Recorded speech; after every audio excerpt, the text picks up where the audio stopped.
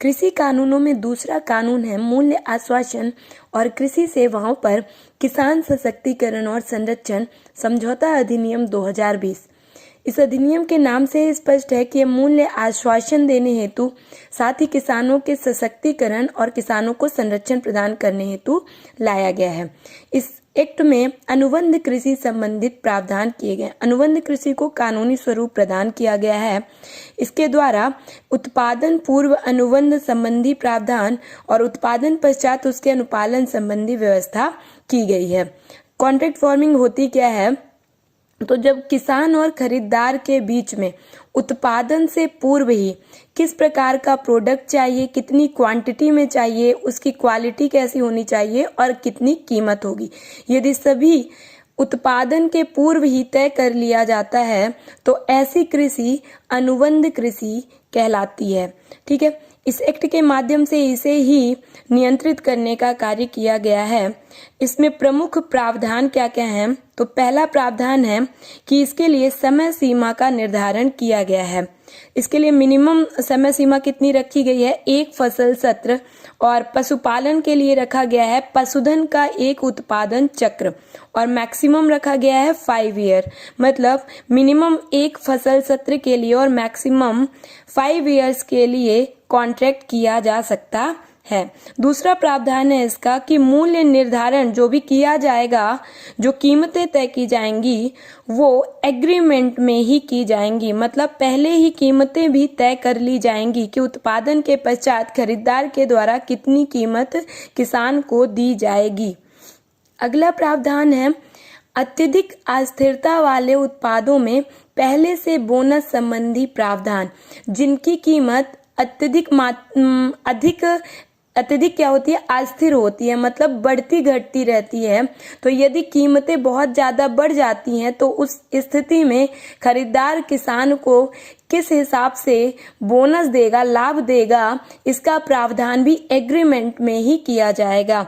अगला प्रावधान ये किया गया है कि जो मूल्य निर्धारण प्रक्रिया होगी, जिस प्रकार से किसान को खरीदार मूल्य निर्धारित करेगा कि इतने कीमत वह उसकी उपज का देगा, उस आधार को समझौते में ही स्पष्ट करना पड़ेगा। जिस आधार पर, जिस पूरी प्रक्रिया के द्वारा कीमत को तय किया जाएगा, उपज की कीमत किस किस आधार पर तय की गई है, इसे एग्रीमेंट में ही स्पष्ट करना पड़ेगा। यदि किसान और खरीदार के बीच में किसी भी प्रकार का विवाद उत्पन्न होता है तो उसके लिए विवाद निपटान की भी व्यवस्था की गई है। त्रिस्तरीय व्यवस्था की गई है। इसमें पहले सुलह बोर्ड की व्यवस्था की गई है। उसके बाद सब डिविजनल मजिस्ट्रेट और अपीली प्राधिकरण की व्यवस्था की गई है। जो अपीली प्राधिकरण होगा उसकी अध्यक्षता कलेक्टर या एडिशनल कलेक्टर के द्वारा की जाएगी। यहाँ पर विवाद निपटान के लिए समय सीमा भी निर्धारित की गई है कि जिस दिन आवेदन किया जाएगा, आवेदन की तिथि से 30 दिनों के भीतर निर्णय करना होगा। इससे किसानों का शोषण कम होगा और किसानों को लाभ भी मिल सकेगा। और यहाँ पर एक बहुत ही अच्छा प्रावधान किया गया है कि कुछ भी हो जाए, मतलब यदि किसान एग्रीमेंट के अकॉर्डिंग उत्पादन नहीं कर पाता है या किसी भी प्रकार की कमी रह जाती है तो किसान के भूमि के विरुद्ध किसी भी प्रकार की कार्यवाही नहीं की जाएगी। अब देखते हैं इस अधिनियम के लाभ क्या क्या हैं।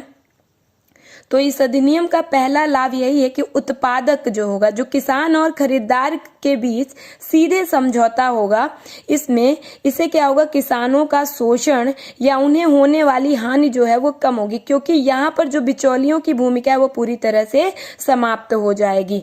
और जब एग्रीमेंट होगा तो उसे कुछ इनपुट मिलेगा और कुछ इनपुट मिलने से क्या होगा?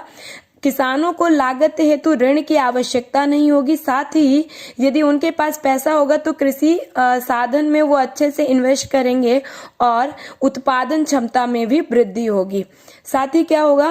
निश्चित कीमतें मिलेंगी और किसानों को यदि निश्चित होगा कि इतनी कीमतें मिलनी है तो किसान भी उत्साहित होंगे और खरीदार भी उसके लिए उत्साहित होंगे। इससे क्या होगा? कृषि क्षेत्र में निवेश बढ़ेगा। जिस उपज की मांग है उसी के लिए एग्रीमेंट होगा, उसकी आपूर्ति सुनिश्चित हो पाएगी क्योंकि खरीदार और किसान के बीच में एग्रीमेंट के माध्यम से उसका उत्पादन होगा।